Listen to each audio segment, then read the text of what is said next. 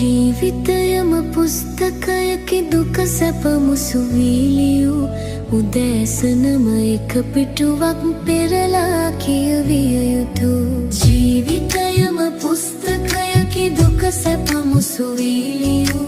උදෑසනම එක පිටුවක් පෙරලා කියවිය යුතු